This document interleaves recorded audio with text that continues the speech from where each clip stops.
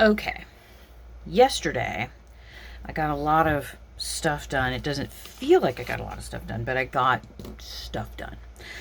Yesterday I also went through and painted some paper, just regular old newsprint. Went through and selected some papers, and I think I did like 8 smallish ones, and then there were 2 larger ones. And I got what I wanted, because this is what's going to be going around the vertical piece that the blue house is going to be mounted on. So I just wanted to show you how I do these. Let me get my hair fixed. I don't know. I have a little hank of hair that keeps popping into my one eye, so it's harder to see. I painted these yesterday afternoon. I went back and forth between papers.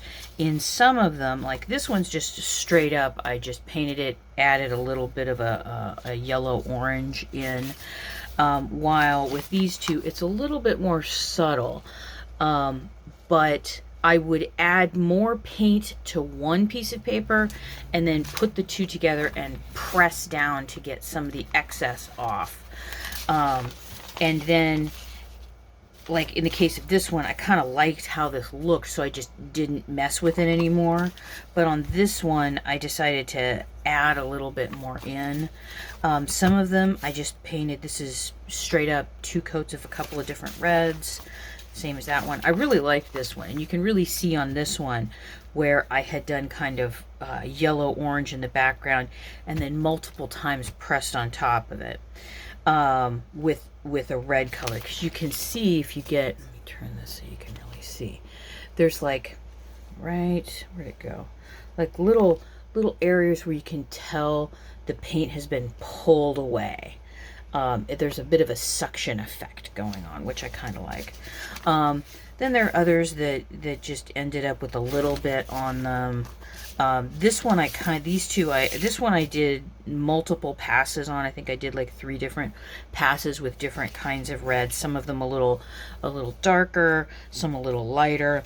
And then in the end, when I was putting it up to dry, I'm like, this is way too wet. I don't like the way this looks. And I just folded it over, pressed it down, and then opened it back up. So now I have a lot of different things going on, a lot more visual interest going on. This one was just straight up painted with maybe a few pieces, like here, maybe you can see this better here. You can see where I pressed the paint on and pulled it off. So what I wanted to show you today is how, besides these papers, is how I process these. I'm sorry for the shininess. I have my giant triangle. The reason why I use the see-through triangle instead of, let me move this off a little bit, instead of an opaque or metal straight edge for this, is I want to see where the paint stops. So with this one, I can say, okay, that's good. My favorite blade in the whole world right now. And then I can go through and trim these off and know, even if it's, I don't care if it's straight.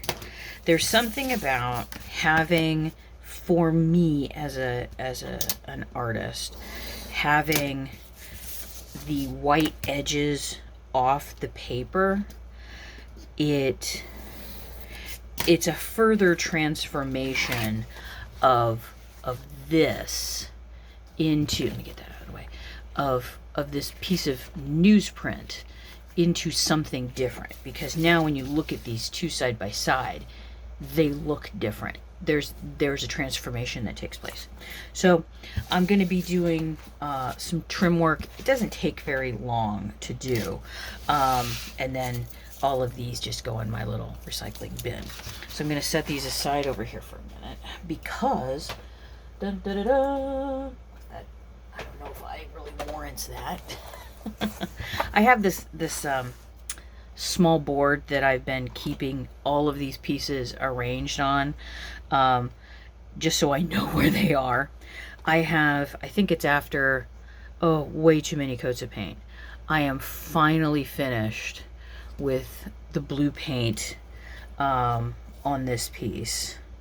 And I am to the point now where, let me move these over here. Okay. The navy blue took 2 coats of paint, whereas the bright blue took, I want to say it was closer to 6 or 7. And again, that's just has to do with the pigment in the paint. I have gotten these pieces. You can see they're slightly more shiny. This right here is the matte Mod Podge, and it is decidedly not matte, which is fine. If I can get that to focus. And there's still a little bit of a tack to it, which I don't care about because these will be mounted permanently inside the house. I am going to add a bit more to these because it's not quite where I want it to be, but it's close. I think I'm almost done with the bunk beds. The bunk beds in particular just absolutely, when I say kill me, I mean in the right way. Because even as a child, I remember these I thought they were strange lines in the sides of the little individual sleep places, the little beds, and I never could quite figure out in my, a little kid mind, I don't know how things go together, why they were there. And I think it's interesting that they reappeared in my personal reimagining of them. And then here's the little sink portion. Now, I went through and I did some pros and cons of elements that I want to add to these. And I decided after much sitting and looking at things that they do need some extra elements, these few little yellow pieces. So for the sink, I'm going to be adding a little wire faucet and some little handles for hot and cold.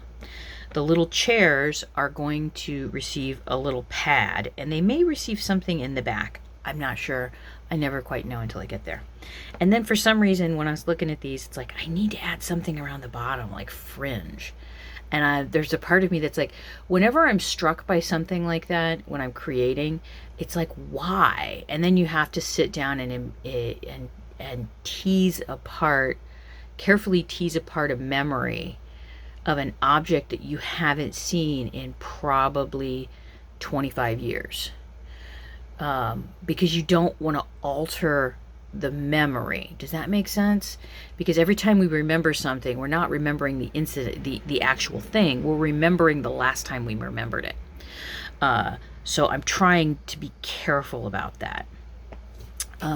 The bed is going to have like each one of these will have a little mattress part in it and a tiny little pillow. This one is going to be receiving a blanket, which I'm going to be making, and 2 little pillows.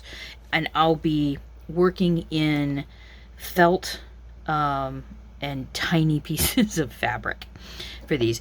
This I'm just going to do with wire and beads. And then I was remembering I have the doors to do as well. So I'm going to be using some pin heads, some glass headed pins for the handles on that. Now when the doors get mounted in, they will not be moving doors. They're going to be glued in permanently, and so the little door handle will be there, but the door won't move, which is kind of unlike me, but I'm gonna go with it. This isn't something that really needs to be played with. It's going to be hanging on a wall. These pieces will be permanently mounted inside. I toyed around with not doing that, but I'm like, it's not a toy, so I'm gonna mount them. So that's where I am right now with things. I have an appointment that I need to get to today, and then my the True Ultra Matte is going to be deliver, the Ultra Matte Varnish. So then I can varnish these, and I'm going to take my sweet time with these, varnishing them and letting them dry, which is good because I've got other little things I can work on here, because the little blanket that I want to make here is, I want to make it akin to the blanket my grandmother Elizabeth made me for this little bed when I was very small. Remember, Christmas 1976 rocked. And then I've also got things that I can do, like get the papers on here, and do any other work on here that I would like, and then start thinking about what I want to do here on the edges, because I left it large enough so I can add something if I want to. You know, it's interesting. There's so much planning that I do, and then other things that I just kind of go, I'll figure that out when I get there. And I guess that's efficacy, that it's like I have confidence enough in my art practice that I will figure it out when I get there. Because, you know, in the beginning I was like, nope, not going to do anything else to these. And then when I'm seeing them in place, it's like, nope, I need more color. It was the same thing when I was looking at these pieces and going, okay, I want it all flat blue. Nope, it needs another color. So there's following what I think that I originally planned, and then allowing the art to kind of work with me and make itself, create itself. Does that make sense? So it's kind of conscious and subconscious. It's weird. But then again, you're one of my lovely patrons, so you already know how weird I am. Okay, so thank you, patrons. Because of you, I can continue making all of these interesting pieces of artwork. And I will see you in the next video.